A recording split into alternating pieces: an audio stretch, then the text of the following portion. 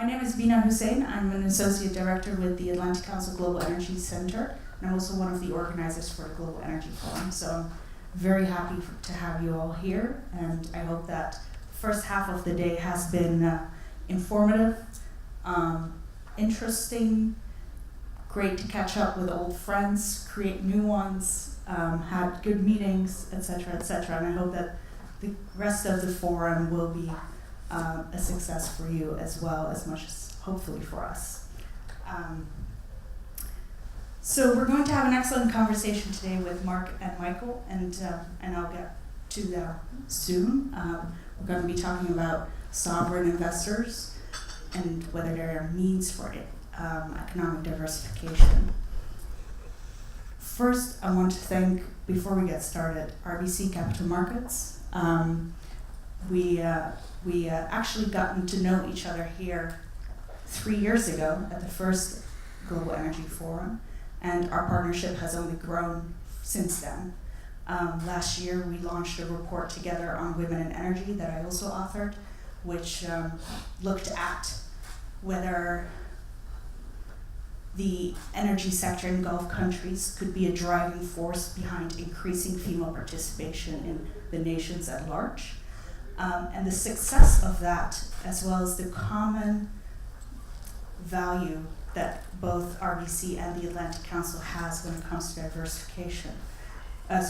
diversity. I'm really, really glad to announce that as of this year, we will be having a Women Leaders in Energy Fellowship at the Atlantic Council, sponsored by RBC as well. So hopefully you will all be able to meet these fabulous women next year at the forum. Different ways that we're working together. And so they've also sponsored this report this year on sovereign investors. It took me a while to get that one together, but I did it with great pleasure. And so, like I mentioned, the report looks at whether it's a means for economic diversification, and it has different case studies in it. It looks at for Gulf countries as well as Singapore at Temasek. And so how does that actually tie into the Global Energy Forum itself? The overarching theme of the Global Energy Forum is the geopolitics of the energy transformation. And, this has been our theme for the past 3 years. But this year we are also focusing on diversification within energy companies and in countries. And sovereign investors, or sovereign wealth funds, are a key element of reforms, especially in Gulf nations, to help achieve economic diversification and implement those reforms. So sovereign investors are basically an investment vehicle of a government, right? The government provides a vision or a mission, and it's the fund that has to execute it and come up with the investment strategy to achieve it. Today, if you look at the total funds around the world, it has over $8 trillion worth of assets under management. It's huge. It has become incredibly prominent within the economy over the last decade for sure, and has grown tremendously. Some have multiple mandates, which we will touch upon as well, and diversification is often one of them. So how does this work? We also, in the report, look at transparency and governance and the lack thereof, and whether that's an obstacle to achieve those goals. It also looks at investment trends. Where are they investing and what are they investing? How is that changing? Has it changed over the years? And most importantly, obviously, it looks at whether it actually helps achieve reaching economic diversification in these nations. So I'm delighted to welcome Michael Greenwald, who's a senior vice president at Tiedemann Advisors and former U.S. diplomat for the Department of Treasury, and Mark Cutis, CFO of ADNOC, who was formerly with ADNOC and EBRD. Before I actually ask the first question, let me just remind you, you've got reports on your chairs, but we also have it available to download on your app. Atlantic Council events. If you haven't downloaded it yet, it's also available on our website, atlanticcouncil.org. All right, Mark, I would like to start with you a little bit to talk about transparency and governance. How key is it to achieve that success, especially considering how certain funds have different mandates? So let's see, can you hear me in the back, or should I? You should do it for a video. Yeah, oh, okay, good point. Yeah. It should be Now, on. I'm gonna test my IQ. Where? Why don't you try talking? Hello? More into the digital age, okay. So, thanks, Bina. Transparency and governance, those are very emotive words, and it's like motherhood and apple pie. Everyone is for transparency and everyone is for good governance until they are actually confronted with it and what it means. But if you want to assess and if you want to get results or measure results, you need to have transparency, because that means you have some kind of governance that says you should be doing this. So generically, those are important things. The proof is in the pudding is actually when you have to deliver. And most times you'll find that people balk at providing too much transparency. And governance, from what we've seen over time in the large funds, is kind of basic. It's not very focused on specific metrics, or it's just one metric, and it's difficult for one metric to capture everything. So what would need to change, really, for them to be success as an executive body? How does the dual mandate work in this sense? The government, may want one thing, but can a fund actually execute when it has different? So dual mandates by definition are very difficult. And not only something as complex as a sovereign wealth fund, which is you need to be profitable and you need to push the development of a particular sector. You talk about something being vague, that's enormously vague. So that's difficult. Let's assume you can overcome that hurdle, and then you want to say, okay, we have these benchmarks, this is what we're doing, then we need to be transparent so that we measure how well we're doing. Let's be honest, most operations essentially they kind of move in lockstep, and then they sort of protect themselves and not going to be critical. What you can try doing is bringing in some outsiders. This is the concept of the non-executive, the independent non-executive director. So if you're really keen to force accountability and to get the best possible results, ideally you can reach into the broader community and bring in some people from the outside that can help you do that. In most cases, I've never really seen that done extensively or anywhere. Right. Michael, let's talk a little bit about trends. $8 trillion in assets under management, about a quarter of it goes to tech, and most of it goes at this point to Asia. What are you seeing? What do you see happening for the coming year? How has the trend changed in the past several years? Could you talk a little bit about that? Sure. Thank you, Bina. Thank you, the Atlantic Council, RBC. It's wonderful to be here. I think going into this year, we're going to see Gulf sovereigns become more sophisticated in capital markets. In addition, more direct investment capability to model themselves after Singapore, which is really part of the model and part of the report. And so I think those two things are very important. In addition, you're going to see sovereigns play a role in bank consolidation with local banks in the Gulf. As you know, many of the sovereign wealth funds in the Gulf also have a lot of ownership in the local banks. And so those are areas where you're going to see them moving to play a domestic role and an international role.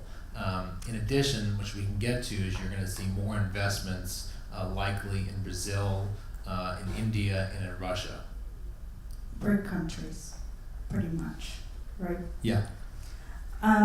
So one of the important things for funds especially is when it comes to economic diversification is not just to diversify their own portfolio, but also to bring it back to the nation. You've seen it with Mubadala, doing it with Cleveland Clinic and other examples. You see others trying it as well. So how do they decide who to back? And how can you work with partners that are effectively being fleeced, or it's waiting to co-invest with big names? You've seen, big announcements, especially coming from the PIF at midnight in New York, announcements made, etc., etc. Mark, would you like to take it? I just want to comment on what Michael was saying about that this year you're going to see bank consolidation. I think this is the key point. If you have a fund that is good or has experience in managing a portfolio of investments broadly, it doesn't necessarily mean that they're in a position to decide or understand what the determinants are to affect a proper consolidation of the banking system. So, but what happens is you'll have a fund, it'll be doing whatever it's doing, and then the government will turn to it and say, okay, what should we do in the banking sector? What should we do with this? What should we do with that? On the principle that, well, these people are broadly involved in the financial circle, so they know. The reality is the people who are overseeing the fund have day jobs too.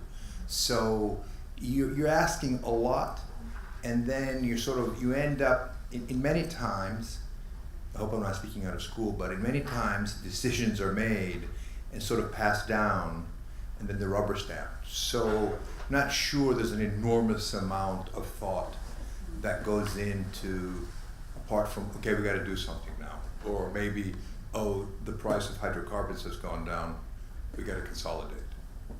So complex, trying to, these, again, dual mandates, trying to do too much, and trying to jam through a lot of decisions through a body whose role is to produce returns is actually you end up diluting your primary objective. I mean, really, after having done this research, in my opinion, if I'm allowed to jump in, is that having a dual mandate really doesn't lead to economic diversification. It can generate profit for the fund, but it doesn't lead to economic diversification. It's very difficult to attract partnerships and businesses, and part of it is also perhaps lack of transparency on that. Just one point, I would say that, and as market cycles change, there's more stress put on the sovereign to do so much domestically, it's going to present a stark choice for these funds, whether they want to get more into direct investments or venture capital. Could be a choice this year, for example, in Brazil, given the new government. But as oil changes, they're going to be asked to do more at home, and that domestic choice is going to be very interesting to see how they move going forward. If I can jump in, I mean, the institutions, I think, like Temasek, that have done well, and Mubadala, from everything that I've seen, although I haven't spent time studying this, when they act as a catalyst to try to jumpstart something, that's important. And I think there you can look at initiatives that led to something. And I'll use the Cleveland Clinic, for instance. Mm-hmm. And this is more of an anecdotal example, but I've been here in the UAE for 10 and a half years, and initially, like 08, 09, most people would leave and go to London or go to the US, if they wanted to do treatment. So eventually you brought in Cleveland Clinic, plus other institutions came in at the same time. So, and then those other institutions followed, and then you brought in doctors. So you grew, so you developed ecosystems, right? So I think those kind of initiatives make sense, and then you can also subject them to the P&L test, because if you do that initiative, but it doesn't generate returns, then it hasn't exactly worked out, because you constantly need to feed them. Those sort of things help. But you need to have a development mandate and somehow say, okay, and it also needs to meet a P&L test, but that's where you can bring in outside people to help you to jumpstart this process. I fully agree with you. And I think also it becomes really hard to jumpstart anything when there's a conflict in mandate. It really does. Michael, turning back to you, we spoke a little bit about trends. Let's go now to the market cycles. How do you think will sovereign wealth funds be affected by the maturity of market cycles? Well, that's going to be a clear choice because compared to Singapore, which is not impacted by oil, the Gulf sovereigns are. And so that's going to present an important choice for them. I think there's a lot of opportunity to follow what Singapore is doing. So if you look at what ADIA is doing with their investments in India, for example, that is following a Temasek direction. And that's quite positive. So I think if you see more sovereigns take that type of position, that will go forward. In addition, I think if you look at what's happening in Russia right now, and you look at most of the Gulf sovereigns are either opening an office in Russia or investing more there, that's an important pivot. And I think many fund managers have ignored Russia, but the Gulf sovereigns have stepped in. So that's a clear choice. But as cycles change and there's more stress at home, that diversity question is going to be key. And because the sovereigns are invested so much domestically and they're asked to do so much domestically, it's going to distract them. And I think the one thing the more you see of bank consolidation because of an overbanked environment and lack of liquidity, it's going to take them away from doing more direct investments. Right. And just to stay about a little bit on where they're actually investing, geography. I mean, you see the pivot towards Asia, you see the pivot towards Russia. Actually, even on a local level, businesses are conducting more and more business with Asia and Russia, and perhaps a little less with the West. From a geopolitical perspective, what kind of impact do you believe that would have? Well, I think traditionally we saw Gulf sovereigns invest in Europe, and geographically, Singapore was investing more in Asia because of their geographic advantage. I think what you're seeing, and we've seen this trend over the last 5 years play out, is we've seen a tremendous amount of investment in the United States and in Asia from the Gulf sovereigns. The 2019, with the infrastructure bill in the United States, could provide an important catalyst for more infrastructure investments in the U.S. You've got the PIF Blackstone Fund, which could play a key role. The Qatar Sovereign Wealth Fund has 17 billion more of their 35 billion they've allocated to invest in the U.S. Those are two clear examples where you can see it there. The new government in Brazil is a prime example where they could be pivoting to more venture capital investment in Brazil. I think with India, you could see more investment there, especially in the tech sector. And then I think going back to Brazil, the agri-tech sector, you're seeing most sovereigns pivoting there as well. So those are four different examples where sovereigns could be heading. Mark, I see you nodding in agreement. So yeah, I mean, if you think about what Temasek did well, they did many things well, but I think they focused on China from an early point. And actually from the time that Deng Xiaoping went to Singapore, and he sort of kind of looked around and said, hey, what's going on here? We need to adopt this.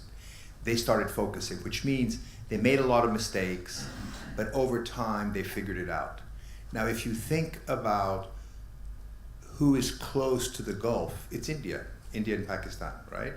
So for us to go from here to, I guess, New Delhi or Mumbai, it's three and a half hours away.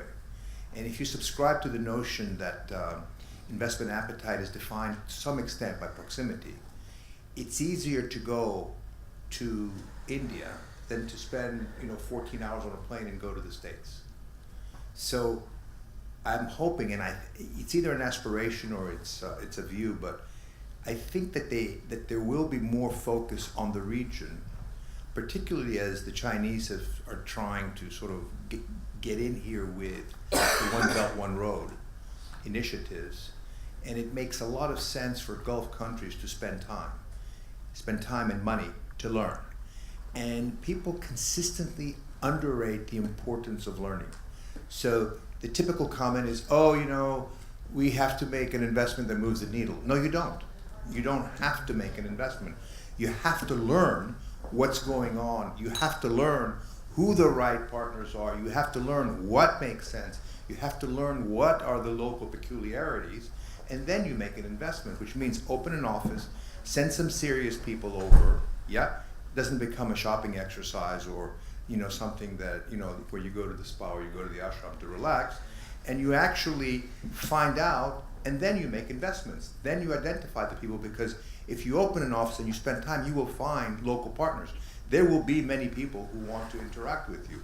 So I think it's important. Now, on the US side, there's a lot of money has gone to the States for obvious reasons. I'm wondering if we're going to see more of that, because with this we have an interesting political situation in Washington, to say the least. But the NOPEC story, I think, has frightened a lot of people. JASTA a couple of years ago has frightened a lot of people. So you might see a bit of revulsion from going to the States. But that's an impression. I'm not sure it's right. I would say that, you know, during my time in the region, one of the greatest impediments to sovereign investment in the United States was tax. And not having a double tax treaty with the United States, because the tax environments are so different, was an impediment. And most sovereigns would like to have a 75% stake in an investment. But because of the tax impediment, they have to have less than 50 and usually co-invest with a Blackstone or an Apollo. And so you have tax treaties with Europe and other countries, which makes it more advantageous. So I think as the tax debate continues to evolve and different opportunities in the States, that could provide opportunities, but there won't be a tax treaty. So that, what I say, I think JASTA is always an overriding concern from regulatory scrutiny, but more so than JASTA, I think it's tax. So perhaps in certain sectors there might be opportunities for investment where it makes sense, but in general, the chances that it's going to increase at across the board is relatively small. Would you say that? I don't know if it's small. I mean, you are seeing sovereigns opening offices in Silicon Valley. Right, but that's the tax. Correct. And I think it's important for countries to show that they want to invest in the United States, but also it's part of the broader narrative. And so there are many sophisticated funds who have been investing in the United States for a number of years, and I think you'll continue to see that. I think they would invest more if the tax environment was more favorable. Okay, I'm gonna ask one more question and we're gonna go open it up for Q&A, so let's get ready for that. Start thinking, you know. In the report, I touch upon the term of connectivity, something that Chris Rose spoke on last year here at the Global Energy Forum. Basically, in short, what it means is that when you see oil revenues go up, the non-oil sector goes up as well, and when it goes down, the other revenues go down as well, even though countries may claim that they're diversifying. What are your thoughts on this? And, you know, as you think about diversifying the economy, what kind of impact are these imbalances, to put it that way, in the oil market, as we've been seeing recently, going up and down? What kind of impact is that going to have for the countries, especially in the Gulf, I'd say? So, I mean, what you've defined clearly is pro-cyclical versus counter-cyclical behavior. A couple of things. The initiatives that we talk about for diversifying the economy they're not 1 or 2 year initiatives. There should be long-term, ongoing, systematic attempts to bring in different strategies and different products and ideas to diversify an economy. And you can have milestones, but it's not like a 1 or 2 year initiative. But more to your point, the problem you have in the Gulf, and it's pretty obvious, is the price of oil goes up, this capital comes into the country, plus a lot of times speculation comes in that the currencies are going to be revalued. So you create kind of a frothy environment. And then suddenly, if oil goes down, which invariably it's a cycle and it goes down, the capital exits, then the government tightens their belt, then you have a macroeconomic shock, which is compounded by the tightening. So that's pro-cyclical behavior. I mean, that's the worst possible type of approach that you can have when you're trying to manage an economy, and it's understandable what happens. They have pegged currencies, and they don't have the stabilizers that are built in, so they should be spending more when you get that shock, and you should be spending less when capital is coming. If the goal is Singapore, if that's the model, Singapore, as we said, does not have a dependence on oil. And so they are able to be a free investment actor and not be worried about the price. That dependence that the Gulf sovereigns have on the price of oil boxes them in. And so the question is how long will there be admiration of that problem and that exposure? And when will they take more steps besides just building the in-house capabilities like the sovereigns and making those pivots to have less exposure and less dependence? I know I already gave my mic to our mic runner, but what are the chances of any of these funds to actually be able to become like Singapore? I mean, they're actually quite different. Is it a good example to have even? I mean, as to want to become that? Let me just take a shot at this, because I'm not speaking as an ADNOC person, because I was in a sovereign wealth fund for 10 years. I think we have to take a look at the whole terrain. If you look at, let's take the US for instance. If you're working for Kelsters or Kelpers, I hope no one is from Kelpers or Kelsters here. The sovereign wealth funds in the Gulf are miles ahead of them. So, I mean, maybe that's a bad example because we've lagged so far behind in the States in terms of managing our long-term liabilities, which are eventually potentially could crush us. So, and I think in your report we talked about the first sovereign wealth fund, which was the KIA, which started in '53. The region has come a long way. So the sophistication and the ability to do interesting transactions has increased over time. Let's be clear, the more you do, the greater the expectation is that you should do more. So I don't think it's a question of catching up to Singapore, it's a question of evolving.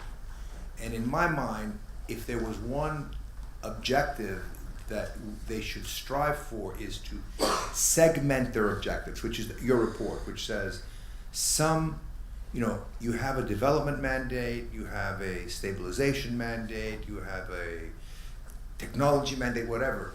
You separate, you segment, you compartmentalize those mandates, and then you view them separately as opposed to saying, okay, give me 400 basis points over whatever benchmark to show me that you're doing well. One last thing I would say, in addition, as long as the Gulf sovereigns are invested so much at home, they can't be Singapore. So I think the best practices of Singapore are important, but not realistic for the long term. Okay, let's go to questions. We've got one over here. One there, one there. Great, thank you so much. First of all, thank you, Bina Hussein, for writing this terrific report. Thank you, Mark. Thank you, Michael, for a great participant on this panel. I want to ask you, Bina, in the report you talked about higher levels of scrutiny from the U.S. government of sovereign wealth funds when the sovereign wealth funds were taking big stakes in U.S. financial institutions. And in the discussion, we heard about the sovereign wealth funds increasingly looking to Russia. And I'm just wondering, is that going to potentially elicit another wave of scrutiny of these institutions by the U.S. government? You want me to answer that? No, whoever wants that answer. Treasury is better. Former treasury is better. Former presidents. I think that the environment in Russia is very sanctionable and has been. That's what I was thinking. And so I think that the sovereigns do have to be very careful of where they're going. They're obviously but I think that you're going to see. I mean, Saudi's been expanding investments in Russia for natural gas production. Mubadala has an office now in Moscow. The Rosneft deal with Qatar in 2017. All of these will be closely scrutinized and need to be mindful of the sanctions environment. But I think that the sovereigns, as we've seen, 2019 is going to be more investment into Russia, and Russia's opening their arms to them.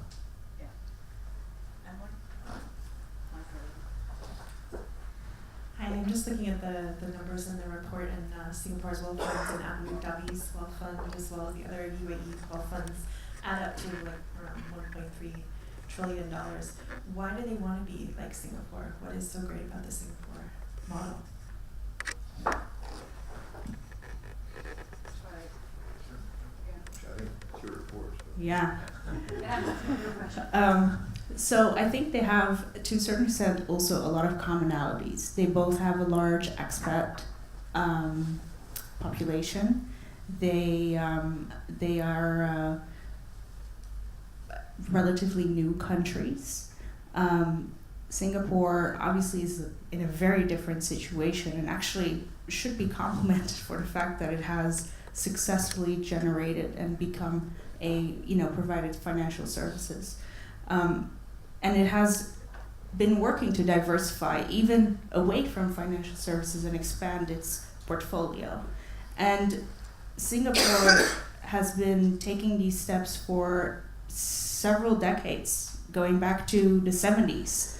Temasek, was established in the 70s. And so it's an old goal of theirs, and basically from the beginning of their independence.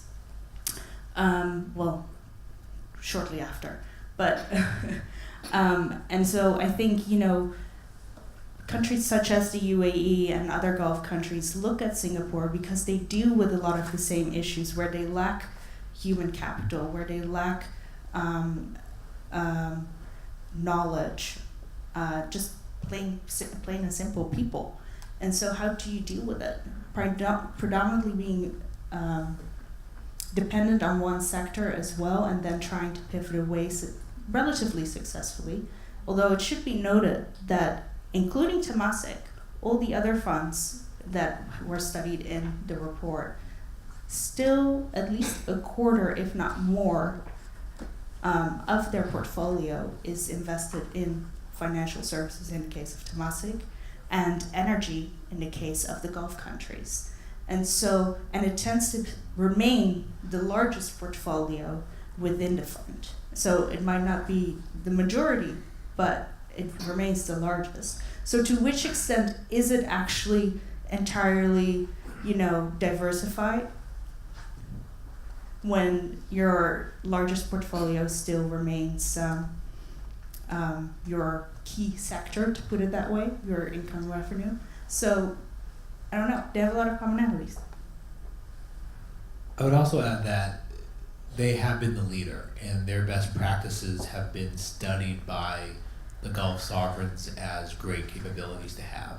And they've been very disciplined in their investment strategy. One thing the Gulf sovereigns are interested in expanding into is blockchain exposure. And Temasek has been investing in that for the last several years. So they're watching how that sector is playing out, and Singapore has been a good example as a case study for the Gulf sovereigns to study. And just to add, also leadership of a country. Singapore, it's not considered to be a full-on democracy. I might be making a statement here, but there's one party, one leader in place, and that's very common also in Gulf countries. And so I think that's another commonality that they have, just to point out. Hi. So actually, you might pick up on what you just said, but the report's an excellent report and very useful to look at. But to me, one obvious kind of oil-linked economy that has a sovereign wealth fund that isn't covered in it is Norway. And I just wondered whether any of the panel wanted to comment on why shouldn't the Gulf economies be looking to Norway as a good example rather than Singapore, because Singapore isn't an oil economy. So if you think about, if I can just jump in, if you think about what Norway is doing, first of all, their governance is very different. I think that the guy who runs the fund, or the lady, it's the guy who runs the fund, he shows up at the Norwegian parliament once a quarter and explains their performance, which is kind of crazy. First of all, looking at performance on a quarterly basis for a long-term fund, that's not pretty smart, but I guess you have to do that. Going in front of parliament and turning that into a football, that's not very smart. The other thing that they're doing is it's all liquid instruments. Right? Just think about that. You're supposed to be investing in the future. There are illiquidity premia that the market affords you over time at certain points in the cycle. You should be looking at illiquid assets. They don't. Everything is liquid. Why? Because it's easy, right? You can look at a portfolio of MSCI, whatever index you want, and then you can kind of goof around and say we've deviated 0.2%, or we don't want to buy tobacco or something like that to make some people happy, and then you address you just kind of forget the whole issue.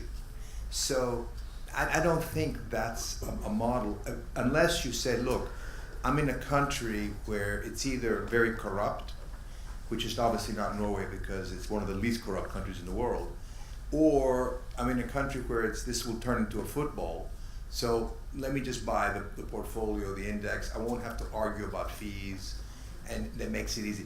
I don't think it addresses anything, but then again, they have a huge portfolio to invest, so they say it takes care of us. But I don't think it's a model to emulate unless you have a specific precondition. I have a question over there. ADNOC announced their strategy and $45 billion for a new partnership on the downstream. Is this more looking into local investment or international? And if in the case of international, is there risks of overlapping with Mubadala, for example? And how do you communicate to make sure that there's no that things are synchronized? Thank you. So today I was just commenting from my vantage point of having been at ADNOC for 10 years, but I think it's a very straightforward question. The downstream investment is for downstream. It's Ruiz focused, and it's also designed to bring in FDI, to bring in partners. That was your first question. Your second question is, hey, are you in conflict with Mubadala? And the answer is no, because Mubadala takes the lead in doing the investments outside of the UAE.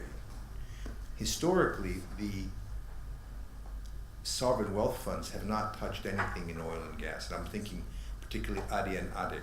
When I was at ADIC, we did stuff in the area of oil and gas, particularly shale in the US. The argument was if you are involved in oil and gas, you're actually complicating your portfolio because the country is one large long on oil and gas. The counter argument, which was my argument, is look, unless you would get involved in these sectors, you're never going to learn. You're always going to be reading the FT or the Energy Week. And by the same token, if you make an investment of $200-300 million in a fund that's $100 billion, so what? But it's important to learn, and this goes back to one of my themes, which is unless you experiment, unless you send people to Moscow and to Uzbekistan or whatever, or to Brazil, all this stuff is far away. If you don't want to experiment too much, then you just stay in your region. And in our region, you have India and Pakistan. I mean, that's really what we should be looking at. But I think it's important to try out. And the idea of sovereign wealth funds being involved in blockchain, I mean, it sounds interesting and it's a great article, but there's a lot that goes on in technology. It's so easy to say, oh, this is hot, I'll do that. What about the ecosystem? What about the people around? What about in Dubai and in Abu Dhabi, there are people who want to invest and do things in technology. Why not invest in them? Why not try to create an ecosystem here that does things locally? And to a certain extent, it's being done. So I just kind of suspect of grand initiatives versus trying to do things, smaller things to try to learn.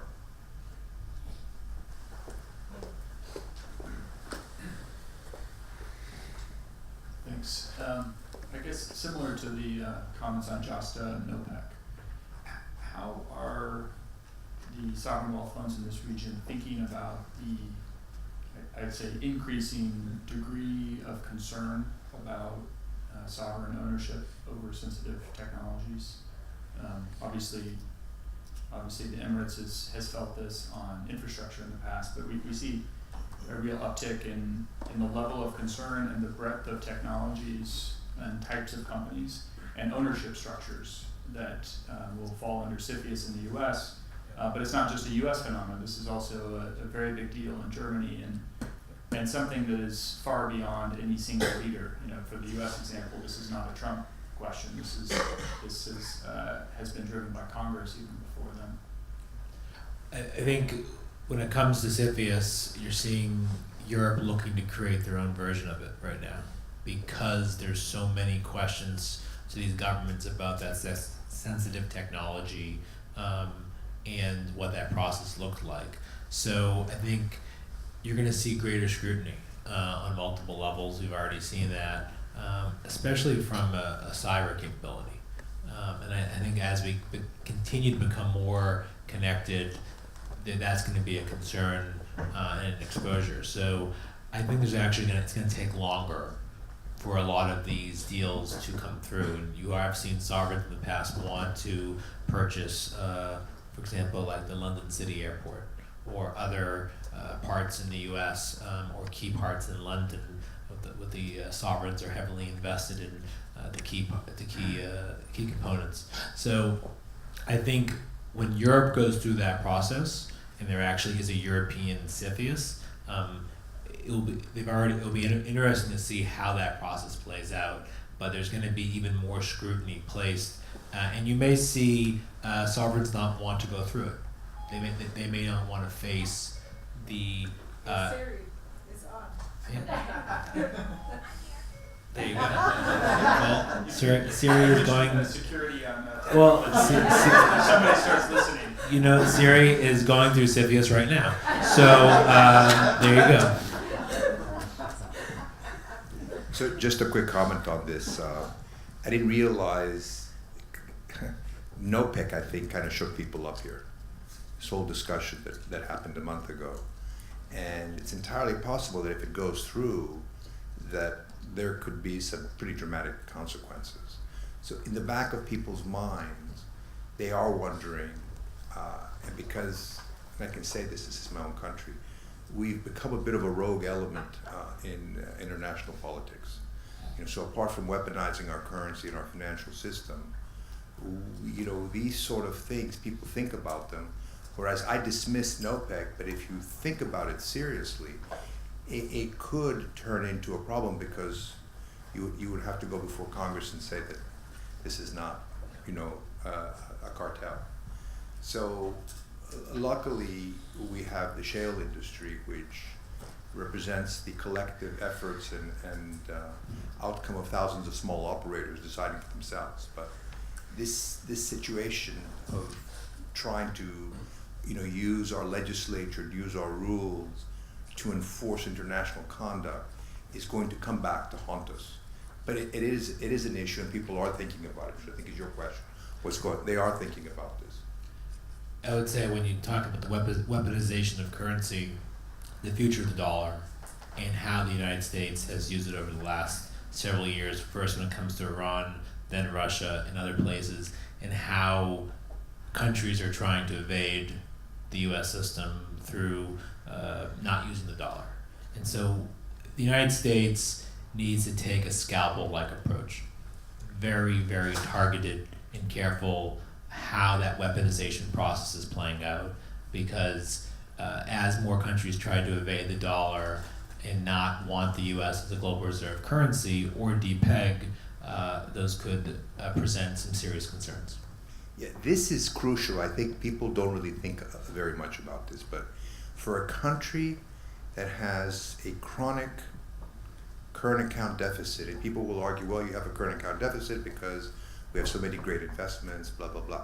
The reality is we have a current account deficit because we don't have enough internal savings, therefore we rely on the kindness of foreigners. For a country that has this current, this chronic current account deficit, to actively seek to undermine its currency is pretty staggering. But what it betrays is really deep-seated, misunderstanding of how the financial system works. And this, we can't just lay this into the doorstep of the current administration. This has been going on for some time. When things change, and they do change because they don't always go in one direction, it's going to be difficult to turn things around. And what it will mean is that we will end up paying more, i.e. higher interest rates, to attract foreign money. That's what ultimately it means. And that's detrimental to the long-term benefits of the U.S. economy. I think we strayed from the Gulf. Yes. If you have a question on sovereign wealth funds, please raise your hand. There we go.